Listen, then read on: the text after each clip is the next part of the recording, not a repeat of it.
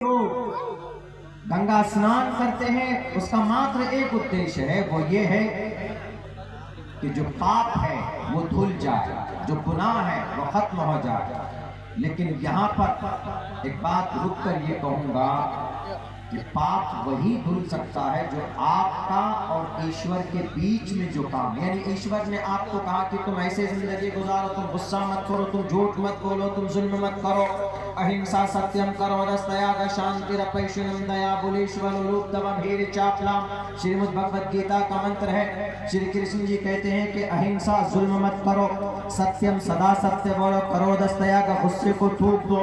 अगर ये चीजें नहीं होंगी, अगर इनको फॉलो करोगे तो एक पुरअमन जिंदगी गुजारोगे। लेकिन कोई आदमी गुस्सा भी करता है, झूठ भी बोलता है, जुल्म भी करता है, तो ऐसी सूरत में उसका पाप वो धुल सकता। लेकिन अगर किसी की जमीन पर कब्जा कर लिया, किसी का मर्डर कर दिया, दौलत की वजह से किसी को जेल में डाल दिया है रिश्वत की थैलियां देकर, तो कुंभ के मेले में 100 मर्तबा भी डुबकी लगाएगा तो वो पवित्र नहीं हो सकता। सेम ऐसे ही मुसलमानों में जमीन हड़प ली, किसी का मर्डर कर दिया, चले गए हज करने के लिए, और हज करके आ रहे हैं, एक एक नहीं 10-10 मर्तबा हज करके आ रहे हैं, लंबी लंबी दाढ़ी, माथे पर एकदम नमाज के वो निशान। उलमा बैठे हैं, पूछ लीजिए, अकीदा तो यही है लोगों का कि आदमी हज करने जाता है तो ऐसे बनकर आता है कि जैसे माँ के पेट से कोई मासूम बच्चा निकलता है, वैसे ही ये अकीदा है। लेकिन अगर उसने किसी की जमीन हड़प ली, किसी की बेईमानी, किसी का पैसा नहीं दिया, किसी नाजायज तरीके पर किसी को मारा पीटा है, बुरा भला कहा है, तो क्या वो भी गुनाह माफ हो जाएगा? बिल्कुल नहीं हो सकता। पूरी जिंदगी मक्का के खिलाफ तो बैठकर भी चिल्लाएगा ना, तब भी उसके वो माफ नहीं होंगे जो किसी का हक है, किसी बंदे का। जब तक वो माफ नहीं करेगा हक वाला, तो ये मक्का में वही मर जाए, जन्नतुल बकी में दफन कर दिया जाए, तब भी कल क़यामत में रब कहेगा खड़ा हो जा, फलां की जमीन हड़प भी थी, उसका पहले मुआवजा दो। सेम कथा बराबर। ऐसे ही महाकुंभ का जो मेला है ये 45 दिन तक रहता। एक लंबा चौड़ा वाक़या, मैंने इसके ऊपर तहकीक की है, तो ऋग्वेद के अंदर में तो इसका चर्चा नहीं है, पौराणिक कथाओं में है, यानी बहुत पुरानी कथाओं में है। एक लंबा वाक़या है, बस सिर्फ इतना कहूंगा कि यजुर्वेद के अंदर जो कुंभा एक लफ्ज है, कुंभा, मुझे पूरा मंत्र तो मैंने पढ़ा, उसको याद मेरे नहीं हुआ है।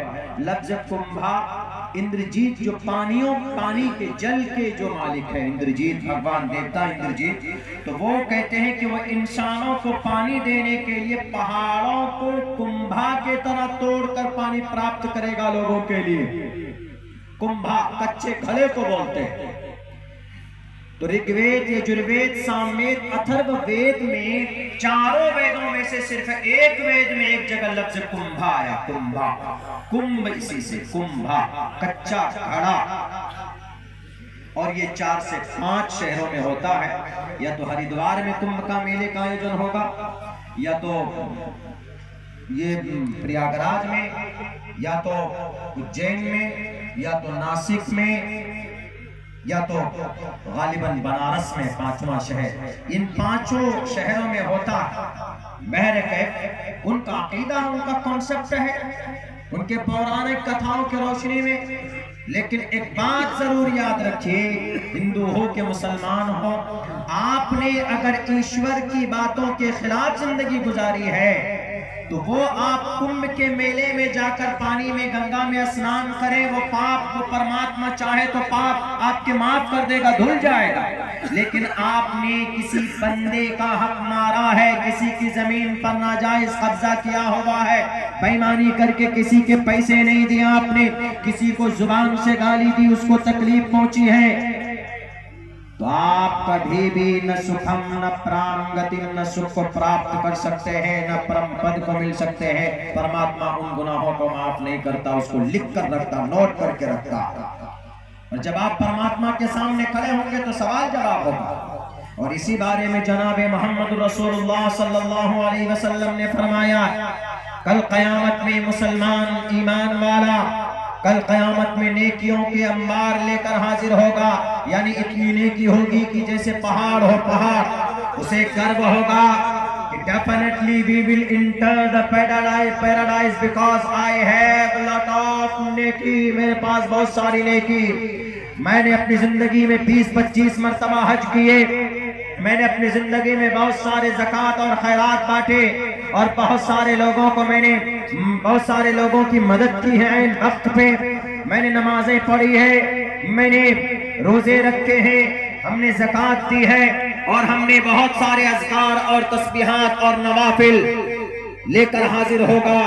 लेकिन वहां पर अल्लाह के नबी ने फरमाया सहाबा से, जरा बताओ कि मेरी उम्मत का मुफलिस कौन होगा? तो सहाबाए कराम ने कहा कि अल्लाह के नबी, हमारे उम्मत का, हमारी कौम का मुफलिस बंदा वो होगा, हम तो उसको समझते हैं जिसके पास पैसा नहीं है, जिसके पास दौलत नहीं है, जिसके पास बैंक बैलेंस नहीं, जिसके पास घर नहीं, हम तो उसको मुफलिस मानते। मुफलिस मतलब गरीब।